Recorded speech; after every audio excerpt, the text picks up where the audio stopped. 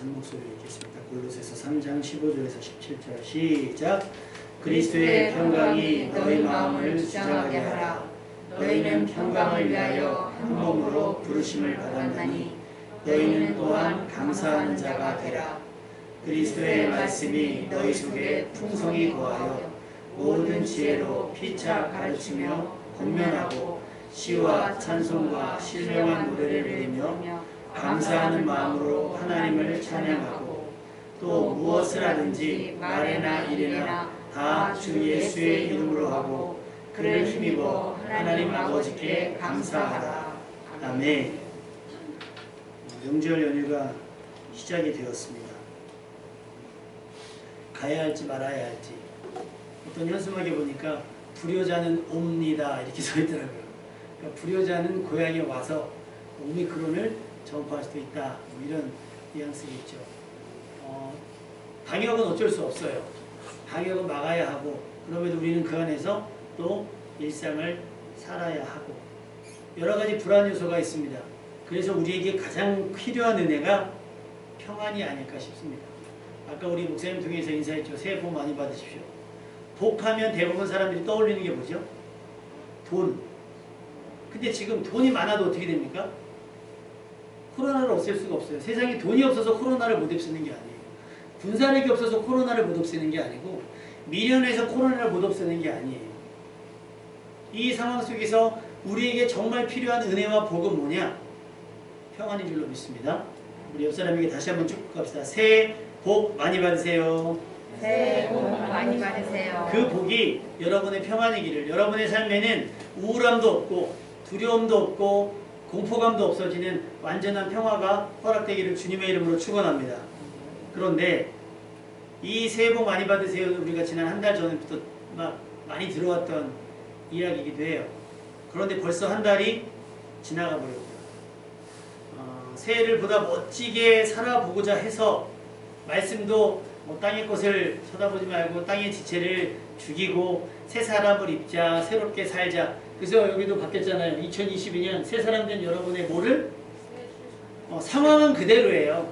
우리가 뛰는 트랙은 그대로인데 마음가짐이 좀 달라지면 뛰는 태도와 뛰는 속도와 뛰는 방향이 달라지지 않을까. 그래서 새 출발을 응원하고자 합니다. 그러려면 뭐가 중요해요? 여러분의 마음가짐, 여러분의 태도. 땅의 것이 아닌 하늘의 것, 육신의 것이 아닌 영적인 것에 보다 더 신경 쓰는 여러분이 되시기를 주님의 이름으로 축원합니다. 그래서 여러분은 올해 어떤 복을 받기 원하냐라고 물으면 돈이나 명예를 이야기하지 아니고 그냥 평안했으면 좋겠습니다 라고 하시면 좋을 것 같아요. 그리고 목사된 제가 여러분을 위해서 하는 기도, 시편 20편 4절 말씀입니다. 여러분 마음의 소원대로 하나님께서 허락하시고 여러분의 모든 계획을 이루어 주시기를 원합니다 라고 기도하고 있습니다. 아멘. 여러분의 마음의 소원과 여러분이 세워놨던 많은 그 그림들, 많은 계획들이 2022년에는 하나도 빠짐없이 전부 이루어져서 소그신 예배가 아주 막 축제가 되기를 주님의 이름으로 축복합니다. 그렇게 됐으면 좋겠어요. 그런데 이 세상 일이 전부 사람들의 마음의 소원대로 되어지면 이 세상은 어떻게 될까? 제 소원과 장로님의 소원이 다를 거예요. 그죠? 최성도 집사님의 계획과 정국배스님의 계획이 다를 거예요. 지난주에 제가 인류가 몇 명이라고 했죠? 지구상의 인원 인구가 78억 7천 명 정도. 또 낳고 죽고 했겠죠. 78억 7천 명이 그 다 자기의 소원을 막 아뢰고 하나님 앞에 자기의 계획을 막 읊으면서 하나님 이렇게 이루어지기를 원합니다. 그러면 어떻게 되겠어요? 쉽게 권투 선수들이 둘이 시합이 있어요. 둘이 마음의 소원이 뭐겠어요? 이기는 거, 비기는 거 원치 않아요. 이기는 거. 그럼 어떻게 해요? 둘은 승부가 날 수밖에 없어요. 우산을 만들었으면 비가 와야 하고요. 그리고 집신을 만들었으면 해가 맑아야 되는 거예요. 지금 경기가 안 좋다 이야기하지만 사실상 떼돈 버는 분들이 적지 않다고 저는 알고 있거든요. 예를 들어 화장품 용기, 뭐죠 이거 처음에 우리 소독제 막 담는 그릇, 플라스틱이 수입이 안 돼가지고 못 팔지 등이라고. 그 다음에 그릇 배달. 그리고 지금 뭐예요? 어떤 사람들 배달하시는 분들도 돈 많이 벌고 있어요. 그러니까 지금 뭐 자영업자들 안 된다 막 이야기를 하지만 한편에서는 코로나 때문에 되는 분들이 있어요. 그동안 안 됐다가. 그러니까 하나님께서는 누구의 소원에 초점을 맞추고 누구의 계획에 초점을 맞춰서 역사하실까? 이게 서로 충돌하지 않겠습니까? 이게 서로 충돌하고 이게 서로 갈등하며 서로 문제를 일으킬 수도 있다라는 거예요. 그래서 우리 물된 동산교회 성도들만이라도 소원을 맞췄으면 좋겠습니다. 우리의 소원은 통일 아니고 우리의 소원은 평안입니다. 아멘? 따라합시다. 우리의 소원은 평안입니다. 그러면 소원이 평안이니까 계획은 뭐겠어요? 어떻게 하면 더 평안해질까를 연구하고 평안해질까를 계획하는 거겠죠. 그것 하나님께 아뢰면 평안하고자 하는데 갈등이 있을 수 있겠습니까? 평안하고자 하는데 다툼이 있을 수 없을 거예요. 여러분의 마음의 소원이 전부 이루어지는 2022년 그 여러분의 소원대로 여러분의 삶과 여러분 주변 사람들의 삶이 모두 평안하시기를 주님의 이름으로 축원합니다. 그래서 여러분의 마음의 소원과 계획이 세상의 평화와 안녕에 이바지할 수 있기를 바랍니다. 그전에 솔직히 그런 거에 관심 없었잖아요. 세상 평화가 나와 무슨 상관이 있고 남북 전쟁이 나와 무슨 상관이 있으며 일본이 나에게 무슨 상관이 있나. 근데 우리 달라지기로 했잖아요. 그러니까 일본을 고지 곧대로 하지 말고 하나님은 일본에 대해서 어떤 계획을 갖고 계실까라고 한 번쯤은 물으면 내가 어떤 사람과 시비할 일이 있으면 하나님은 이 사람에 대해서 어떤 계획과 어떤 뜻을 가지고 있을까를 물으면서 고민해 보자는 거예요. 뭐 하기 위해서? 평안하기 위해서. 우리는 육신의 만족 따위는 벗어버리기로 했습니다. 땅의 것이 아닌 위의 것을 찾기로 했고요. 솔직히 말하면 육신의 만족을 추구하지 않기로 한 겁니다. 그런데 어떻게 육신의 만족 없이 살아가요? 먹는 것도요. 1년 내내 같은 것만 먹으면 힘들지 않겠습니까? 고추장에 밥을 비벼 먹어도요. 고추장 종류가 좀 달라져야 되지 않겠어요? 김 종류도 좀 달라져야 되겠고 계란도 좀 달라져야 어떻게든 먹을 거예요. 같을 수 없어요. 하나님께서 감각을 허락하셨기 때문에 미각이라는 걸 허락하셨잖아요. 그러니까 감각을 허락하셨기 때문에 이 감각을 무시하고 살 수는 없어요. 야, 나는 육신의 만족을 추구하지 않기로 했어. 씻지도 않고 가꾸지도 않는 거. 이건 죄입니다. 아시겠죠? 그것을 지나치게 추구하는 것. 너무 장식하고 너무 예를 들면 명품 뭐 이런 것들에 사치를 부리면 그게 문제라는 것이 최소한의 서로 간의 예의, 지켜야 될 것은 지켜야 되는 부분들.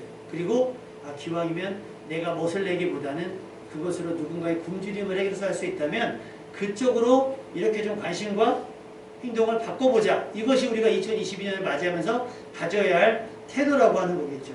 다시 말하면 저 위에 까만 글씨 한번 읽어볼까요? 시작.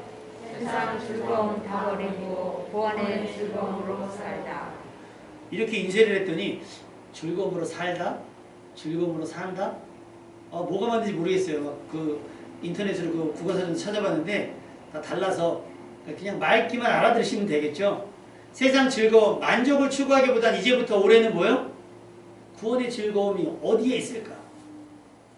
구원의 즐거움이 어디 있을까? 우리가 처음에 아이를 가졌을 때 지금 저희 그 사모님 어린이집에 아이가 하나 있어요. 제이라고 이름이. 근데 이름이 제이인데 부를 땐 다 제이제이라고 불러요. 이게 더 봐.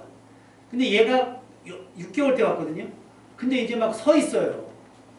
다현이 하연이가 걔하고 같은 반에 있는 아이 둘 때문에 아주 그냥 막 심지어 다현이는 제이를 훔쳐가고 싶다고 할 정도로 너무 예쁜 거예요. 걔가 무슨 생산적인 일을 합니까? 걔가 국가에 뭘 이바지라고 있어요 지금. 국방의 의무를 감당하는 것도 아니고 세금을 내는 것도 아니고 물론 부모가 내겠지만 존재하는 것만으로도 그냥 가희가 웃고 때로는 칭얼거리는 것조차도 행복이 됐던 때가 저에게만 있는 게 아니라 여러분의 가정에도 다 있었어요. 근데 거기에 뭐가 붙어요? 욕심이라는 게 붙으니까 뭐가 생겨요? 분란이 생깁니다. 원래는 평안했어요. 원래. 그죠? 원래는 행복했다고요. 다른 즐거움이 없었어도 돼요. 얘가 수학을 100점 안 맞아도 얘가 뭐 저기 키가 뭐 180이 되지 않아도 그냥 얘가 숨쉬고 말똥말똥 나만 쳐다봐도 행복했고 감사했어요. 그게 100이라고 치면 지금은 점점 뭐예요? 까먹어. 너 왜 말을 그렇게 하니? 행복지수가 막 떨어지고 너 왜 태도가 그래? 넌 점수가 왜 그래? 깎이는 거예요. 우리의 즐거움과 우리의 행복지수를 세상에 두지 않고요. 구원의 즐거움, 같이 우리 아까 목사님 얘기하셨잖아요. 아이들이 교회 오면서 와 정말 오랜만에 온다라고 얘기하는 거죠. 아무런 스트레스 없이 교회에 출석하는 것만으로도 감사하고 행복하고 내 자녀가 야 너 예배 시간 똑바로 앉아 하지 않아도 같이 나와서 옆에 앉아 있는 것만 해도 얼마나 감사합니까? 아멘. 자, 옆에 사람들이 축복합시다. 감사해요. 같이 예배드려서 시작. 감사해요. 같이 예배드렸습니다. 이 자리가 가득 차지 않아도 여러분만 계셔도 행복하고 감사해요. 이게 그냥 믿음이 적은 게 아니고 한 사람, 한 영혼이 온천하보다 귀하다고 했으니까 거기에 초점을 맞추면 우리는 구원의 감격으로 충분히 예배드릴 수 있다고 저는 믿습니다. 근데 여기에 숫자가 모자르고 공간이 협소하고 뭐가 자꾸 조건이 붙어버리면 깨지는 거예요. 그래서 우리는 이 오미크론의 공습 속에서 어떻게 하면 이 불안과 염려와 근심과 걱정을 해소할까? 다른 방법이 없어요. 가만히 있으니까 그래요. 그래서 오늘 본문의 말씀처럼 우리 15절 말씀 한번 읽어볼까요? 어떻게 해야 되냐? 상황은 그래요. 지금 우리가 놓여져 있는 상태는 그렇다고요. 오미크론 제가 볼 때 70% 감염되고 나서 회복되면 끝날 것 같은데 이게 세계적으로 지금 이 오미크론에 관심을 두고 있는 게 이게 마지막이 될 것 같다라는 조심스러운 전망을 내요. 그럼에도 상황이 좋진 않잖아요. 이 상황을 우리 힘으로 바꿀 수는 없어요. 그런데 우리 마음은 바꿀 수 있잖아요. 어떻게 바꿔요? 15절 말씀 시작. 그리스도의 평강이 너희 마음을 주장하게 하라. 너희는 평강을 위하여 한국으로 부르심을 받았나니 너희는 또한 감사하는 자가 되라. 우리가 힘으로 상황을 바꿀 수는 없으니까. 그러나 이 상황 속에 있는 내 마음가짐을 좀 새롭게 하자. 뭘로? 그리스도의 평강으로 마음을 다스리자는 거예요. 괜한 스트레스로 그 구원의 감격마저 희석시키지 말고 그래 세상은 그렇지만 나는 오늘 예배드릴 수 있고 기도할 수 있고 성경을 읽을 수 있고 성경을 써내려갈 수 있고 아침에 목사님 보내주신 말씀을 받을 수 있고 거기에 만족하고 감사하면서 불안해하지 말자는 거예요. 말자는 거예요. 제가 높은 데를 굉장히 싫어합니다. 그러면 높은 데를 굳이 올라가면 어떻게 되겠어요? 불안해요. 에버랜드 갔는데 점점 심해지는 것 같아요. 상태가. 곤도라도 못하겠어요. 막 덜컹거리고 막 흔들리는 게 너무 싫어요. 막 올라가는 거 막 보아도 막 싫어요. 막 그거 싫어요. 근데 굳이 맨날 거기 가가지고 그거 타면서 무서워 할 필요 없다는 거예요. 그래서 제가 아이들한테 항상 하는 얘기가 그거예요. 나는 그런 거 안 타도 재밌어. 나는 그냥 이렇게 호랑이 보고 있어도 나는 호랑이 2시간 보고 있으려면 가만히 있어서 호랑이 2시간 볼 수 있어요. 제 즐거움은 막 놀이기구에 있지 않거든요. 근데 세상 사람들 뭐라 그래요? 회식 가면서 술 한 잔도 안 먹고 무슨 즐거움이 있냐. 여러분 술 안 먹고 사는 세상이 얼마나 즐거운지 몰라요. 술을 먹으면 자기가 즐거워하는 겁니까? 술이 즐겁죠. 술 안 먹어봐요. 음주운전 할 일이 없어요. 술 먹으면 문제가 생기지. 근데 마치 세상 사람들은 그 술 먹고 약간 그 묘한 느낌을 포기하지 못하니까 거기에 매이는 거예요. 왜 돈과 시간과 에너지를 거기다 써요? 그 즐거움보다 더한 즐거움이 옆에 있을 텐데. 그리스도의 평강이 여러분을 주장하게 하십시오. 아멘? 그리스도의 평강이 그럼 어디서 올까요? 그리스도의 평강이 어디서 오는지 알아야 그걸로 주장을 하죠. 그 연예인 김종국 씨가 파파라치가 붙을 거예요. 그렇죠? 이 사람이 스캔들이 안 나요. 기자들이 쫓아가다가 짜증이 난대요. 방송국집 헬스장, 방송국집 헬스장, 방송국집 헬스장. 심지어 방송을 한라산 등반하는 거 찍고 나서도 운동가 가서 헬스장을 갔다는 거예요. 그 사람은 그걸로 자기를 다스려요. 그러니까 그래서 그 사람이 하는 모든 얘기, 연예인들에게 하는 모든 얘기, 김종국과 친하면 무조건 해야 되는 게 2가지. 헬스하고 축구 2가지 무조건 해야 된다는 거예요. 근데 그렇게 하니까 자기가 디스크 때문에 사실은 운동을 디스크 때문에 시작을 했는데 그 운동을 함으로 인해서 디스크가 어느 정도 극복이 됐다는 거예요. 그리고 그 몸을 만들었더니 연예인으로서의 상품 가치가 더 생겨난 것이고 그게 캐릭터가 돼서 부가가치가 발생을 한 거겠죠. 그러니까 그 사람은 더 강하게 그것을 주장할 수밖에 없는 거예요. 그럼 우리가 세상 사람들한테 이야기할 수 있는 건 뭐예요? 상태는 여전하고 상황은 여전하지만 기도했더니 마음이 평안해지더라. 말씀을 읽었더니 예배를 드렸더니 찬양을 불렀더니 행복해지더라. 평안해지더라. 라고 그리스도의 평강이 여러분의 마음을 다스리고 주장할 수 있게 한다고 하면 다른 사람들이 여러분을 만나고 싶어 할 거예요. 왜? 여러분이 그들의 신경 안정제가 되기 때문에. 할렐루야. 불안을 여러분에게 호소하면 여러분이 손잡고 기도해 주시고 간단하게라도. 어떤 스트레스가 받는 일, 화가 나는 일이 있으면 여러분 앞에 막 쏟아 넣어지면 여러분은 분리수거 같은 것을 싹 걷어내서 그를 위해서 중보하면 하나님께서 그들에게서 그들의 그늘을 다 지원해 주실 거예요. 여러분이 그들에게 뭐가 돼요? 빛이 되는 겁니다. 할렐루야. 근데 그러려면 여러분이 우선 뭐 해야 돼요? 여러분의 평강이 너의 마음을 주장하도록 해야 되는 거예요. 그리고 이것은 그 다음 절에 보니까 너희는 평강을 위하여 한 몸으로 부르심을 받았나니 라고 기록되어 있죠. 나만이 아니에요. 목사님이니까 장로님이니까 권사님이니까 집사님이니까 아빠니까 엄마니까가 아니라 서로가 서로에게 평안이 될 수 있어야 됩니다. 아멘. 자녀들이 불안하면 누구한테 연락합니까? 막내. 불안하고 걱정되면 누구한테 연락해? 1번 남친, 2번 부모님. 남친한테 연락하잖아. 불안이 2배가 된다. 걔도 몰라 어떻게 해결할지. 그래서 자녀들이 문제가 생기면 인연을 끊었다가도 부모에게 연락을 하는 거예요. 어른에게. 좋은 건 자기들끼리 나눠도 괜찮아요. 어차피 그 문제 생길 일이 아니니까. 근데 어려운 일이고 힘든 일이 생기면 우리가 부모에게 연락하는 이유는 부모에게서 얘기만 해도 부모가 어떻게든 그것을 해결해 줄 거를 알기 때문인 거겠죠. 그리스도의 평강이 여러분을 주장하게 하려면 여러분 기도하셔야 돼요. 아멘. 모든 염려를 다 주님께 맡기라 그러잖아요. 내 모든 염려 주께 맡기라. 맡기면 하나님께서 맡아주신다는데 굳이 그거를 내비두고. 여러분 아이들 잘할 때 우리 근우근한이는 대변 잘했습니까? 시작부터 화장실 착착하고 숨지 않아요? 희한해요. 딸들도 그랬죠. 응가만에 오면 화장실 가면 되거든요. 꼭 문 뒤에 숨거나 커튼 뒤에 숨어서 꼭 싼 다음에 나타나. 그러지 말자는 거예요. 우린 컸으니까. 눈물 콧물 다 뺀 다음에 나타나지 말고요. 하나님 앞에 이것이 근심이 되고 염려가 되고 걱정이 될 것 같으면 쏟아 놓자는 거예요. 그럼 그거 눈물 되지 않습니다. 그거 간증됩니다. 아멘? 그러니까 스트레스를 다 겪고 나서 하나님 이거 어떻게 감당하게 해주세요라고 기도하지 말고 이것이 스트레스라고 여겨지면 기도하셔서 스트레스를 털어버리세요. 아멘? 그리스도의 평강으로 여러분을 다스리게 하십시오. 그것이 여러분이 해야 될 일인 거예요. 예수님께서 배를 타고 이렇게 지나가다가 다른 배들도 예수님이 가시니까 다 따라왔어요. 근데 갑자기 파도가 막 일었어요. 근데 이 파도가 성경에 보면 큰 강풍 엄청 쳐서 배가 막 부딪히고 배에 물이 다 가득 차게 된 거예요. 그러자 제자들이 헐레벌떡 예수님을 찾았더니 예수님께서 배의 선미에서 뭐하고 계시냐면 주무시고 계셨어요. 그러니까 그 예수님을 막 흔들어 깨우면서 제자들이 뭐라고 했냐면 예수님 빨리 일어나세요. 왜 우리가 죽게 된 것을 모른 척 하십니까? 왜 우리가 죽게 된 것을 외면하십니까? 라고 얘기를 해요.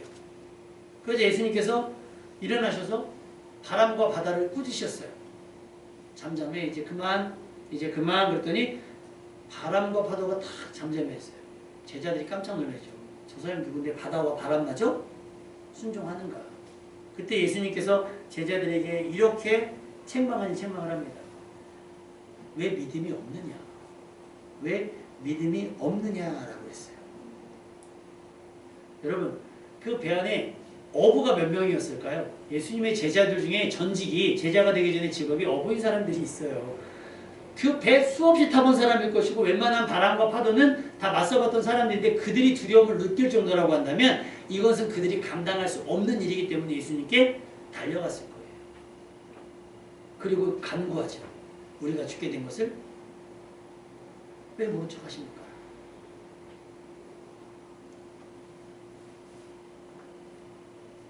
우리가 죽게 생겼을 일이 생긴다고 하면 그것 때문에 괴로워하지 마시고 하나님 앞에 뛰쳐나와서 우리가 죽게 되었으니 좀 불쌍히 여겨달라고 기도하는 여러분 되시기를 주님의 이름으로 부탁을 드립니다.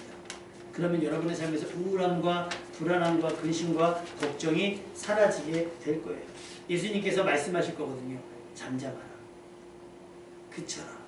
여러분 가운데 일어나는 모든 불안 요소들이 안 일어나는 게 아니에요. 발생하는데 여러분이 기도하면 하나님께서 앞장서셔서 그것을 해결해 주실 겁니다. 아멘. 그 믿음을 가지고 지금 상황이 여전하지만 우리는 평안할 수 있는 거예요. 데살로니가 후서 3장 16절 평강의 주께서 친히 때마다 일마다 너희에게 평강 주시기를 원하노라. 자녀들을 위해서 여러분 이렇게 축복하시고 남편과 아내들을 위해서 이렇게 축복하세요. 하나님께서 평강의 하나님께서 친히 뭐마다 때마다 일마다 너에게 평강 주시기를 원하노라. 다른 거 돈 많이 벌어와 이게 아니라 평강. 그래서 안녕히 다녀오세요라는 말 맞아요. 그 말 많이 쓰셔야 돼요. 안녕히 다녀오세요. 평안하세요. 다른 말보다. 평안을 여러분이 빌어주시기를 주님의 이름으로 축원합니다. 이런 평안은 거저 누리게 되는 것은 아니에요. 상황에 따라 간절한 기도로 구할 수 있어야겠고 또 당연히 믿음이 있어야 합니다. 다시 말하면 평안의 크기는 누가 평안한가? 믿음의 크기에 비례해요. 믿음만큼 평안한 겁니다. 그러니까 내가 많이 불안하잖아요. 믿음이 그만큼 작은 거예요. 근데 내 믿음이 커지면 하나님께 대한 신뢰와 하나님께 대한 기대와 하나님의 역사하심을 신뢰하는 사람들은 불안한 요소들이 없는 게 아니라 불안함에도 불구하고 평안할 수 있어요. 예수님은 그 폭풍 속에서 뭐 했다고요? 잠들었어요. 깊이 잠들었어요. 여러분에게 그런 평안이 있기를 주님의 이름으로 축원합니다. 왜요? 그 폭풍은 나를 해치지 못할 것을 알기 때문에 잠잘 수 있는 것이고 다만 누구를 이 불안해하는 제자들을 위해서 그칠 수 있게 할 수 있는 능력이 있으시기 때문에 그러니까 수고하고 무거운 짐진 자들은 다 내게로 오라고 말씀하신 거예요. 그것 때문에 절절매지 말고 다 내게로 오면 쉬게 하겠다는 거예요. 남편의 문제도 자식의 문제도 돈 문제도 건강 문제도 다 가지고 오라는 거예요. 하나님께서 책임져 준다고 말씀하고 있습니다.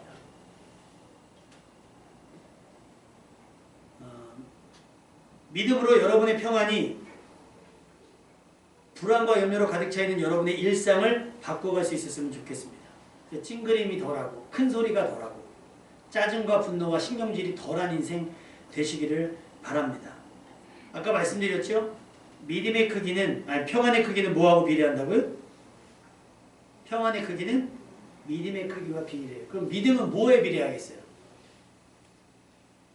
17절 말씀 16절 말씀 읽어볼게요. 16절 말씀 시작.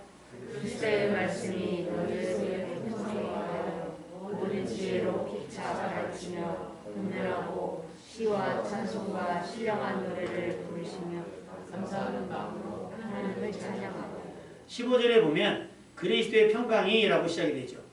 16절에 보니까 그리스도의 말씀이 이렇게 시작이 돼요. 그러니까 평강이 여러분의 삶을 주장해야 되겠고 그 평강이 가능해지려면 그리스도의 말씀이 여러분 속에 어떻게 풍성이 있어야 되는 거예요.